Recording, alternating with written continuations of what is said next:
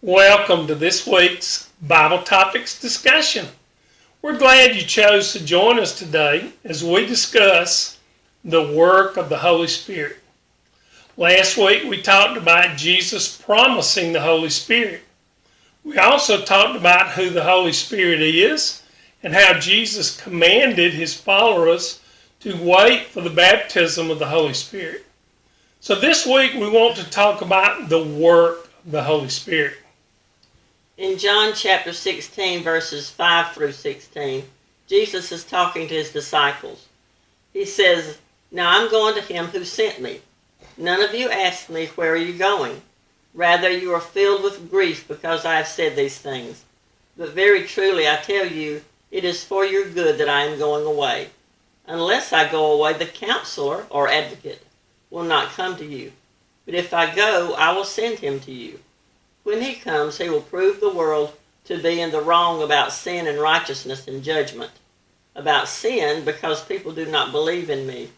About righteousness, because I am going to the Father, where you can see me no longer. And about judgment, because the prince of this world now stands condemned. I have much more to say to you, more than you can now bear. But when he, the Spirit of truth, comes, he will guide you into all the truth. He will not speak on his own. He will speak only what he hears, and he will tell you what is yet to come. He will glorify me because it is from me that he will receive what he will make known to you. All that belongs to the Father is mine. That is why I said the Spirit will receive from me what he will make known to you." Yes, in these verses, Jesus begins telling his disciples that he is about to go to him who sent him. In other words, he would be returning to God the Father who sent him. Jesus was concerned that his disciples did not ask him where he was going because they were so filled with grief. Then he encourages them and tells them he is going away for their good. He said if he does not leave, then the counselor or advocate, which is the Holy Spirit, would not come. Jesus did not say why the Holy Spirit would not come until he went away, but clearly taught that his saving work on the cross was necessary before the sending of the Spirit. Jesus said that the Holy Spirit would convict the world. Before you were saved, were you ever convicted that you were sinning? Well, the Holy Spirit did that to you. If the Spirit does not convict those in the world of their sinful nature, then people can never see themselves as sinners. The Holy Spirit also teaches about righteousness, the righteousness brought about by Christ's sacrificial death. No one but the Holy Spirit can reveal to a person that a righteous status before God does not depend on good works, but on Christ's death on the cross. He teaches on judgment. Jesus was speaking of the defeat of Satan, which was a form of judgment, not simply a victory.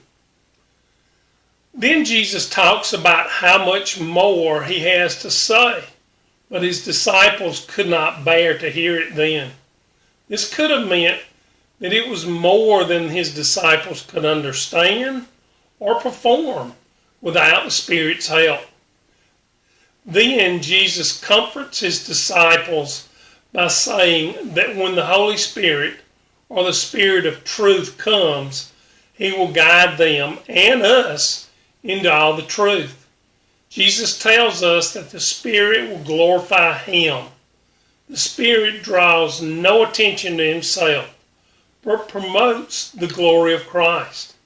I can tell you one thing for sure. I've been reading the Bible and all of a sudden, I read something that I've read many times. Suddenly, a true revelation of what the verses really mean jumps out at me. That is the work of the Holy Spirit. We need the Holy Spirit. Jesus sent him to us. Don't reject what Jesus sends for our own good. Well, that's it for this week. Please like, comment, and share. And let us know if you have questions. Is there a topic you would like us to address? We enjoy spending time with you each week and hope you're enjoying it too. and are receiving a blessing. See you next week. Be blessed.